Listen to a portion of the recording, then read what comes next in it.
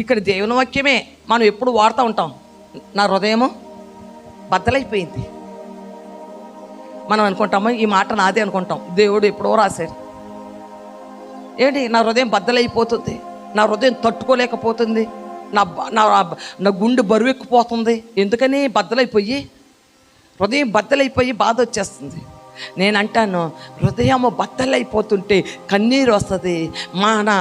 ఆ దేవుని క్రీస్తు అనే బండ బద్దలవుతే జీవజలము నీరు వస్తుంది.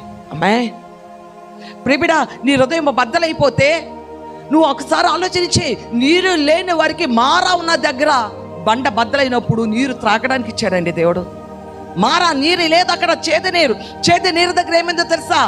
ఆ కొండను, ఆ బండనుతో కొట్టు అంటే దాన్ని కొట్టగానే నీరు వచ్చిందండి, తాగడానికి నీరు వచ్చింది. నీ గుండె బద్దలైపోతుంది, హృదయం బద్దలవును. నేను బహుగా కృషించున్నాను, కరుణించిన వారి కొరకు కనిపెట్టుకుంటేది కానీ ఎవరు లేకపోయేది, ఓదార్చి వారి కొరకు కనిపెట్టుకుంటేది కానీ ఎవరు కానరారేది. వారి చేతును నాకు ఆహారం పెట్టేది, నాకు దప్పి అయినను చిరక త్రాగనిచ్చేది. వారు భోజనం వారికి ఉరిగా ఉండును గాక.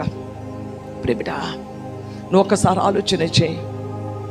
ఇంత నింద పడుతున్నావు, అవమాన పడుతున్నావు, అపనిందలు పడుతున్నావు, శోధనలు పడుతున్నావు, అయినా కానీ నీ అన్నవారే నీకు చేదునిస్తున్నారు, నీ అన్నవారే నిన్ను బద్దలైపోయేలా చేస్తున్నారు. ఈ విషయాలన్నీ కూడా ఒకసారి ప్రభుని జ్ఞాపకం చేసుకో. నువ్వు పడుతున్న అవమానం చాలా తక్కువ, నింద చాలా తక్కువ. ప్రభువారు అందరినీ ప్రేమ చూపించి కాపాడితే ప్రభుని ఏమన్నారు? ఆయన ఏమన్నారు? ఇతడు 3 రోజులు దేవాలయం పడగొట్టేసి కట్టేస్తాడంట. ఇతడు దేవదూషణ చేశాడు, ఇతను శిక్షించండి. ఆయన మీద నిందేయలేదా? పిడిగుద్దులు గుద్దుతూ యెరూషలేము వీధులంతా కూడా తిప్పుకుంటూ ఏదో తప్పు చేసినట్టు బోన్లో నిలబెట్టలేదా? అవమానపరచలేదా? ఆయన తల వంచుకునేలాగా ముఖం మీద ఉమ్మి వేయలేదా? ఇవన్నీ సిగ్గు అవమానము ఆయన తేలేదా? ఆయన ఏ తప్పు చేస్తాడని ప్రేమిడ అవమానము, సిగ్గు, హేళన అంతా కూడా ఆయన భరించాడండి. మన ప్రభు వైపు చూడండి, మన గురించి ఆయన ఎప్పుడో భరించాడు. ఈరోజు నీకు వస్తున్న చిన్న ఈ అవమానాలు, నిందలు, సిగ్గు చిన్నవి బిడ్డ, చిన్నవి. అవి నీ మీదకు మాట వస్తుంది, అది చిన్నదే. ఎందుకో తెలుసా?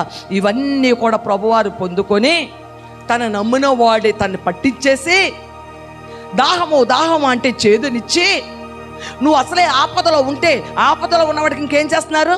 ఇంకా చేదు, ఇంకా విషం, ఇంకా బాధపడేలాగా నిన్ను చేస్తుంటే ప్రివిడా, ప్రభు దాహం అంటే చేదిస్తే మన ప్రభువుని తండ్రి మళ్ళీ మహిమార్థంగా లేపాడా, బాధలోనే ఉంచాడా?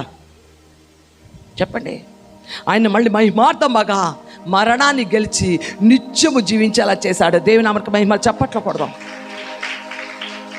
నీవు కూడా ఈరోజు ఇరుకులతో, ఇబ్బందులతో, సమస్యలతో, కష్టాలతో, వారి నిందలతో నువ్వు నింద భరిస్తూ ఉండు కూడా ఆ దాహం అంటే నీకు కూడా చేదు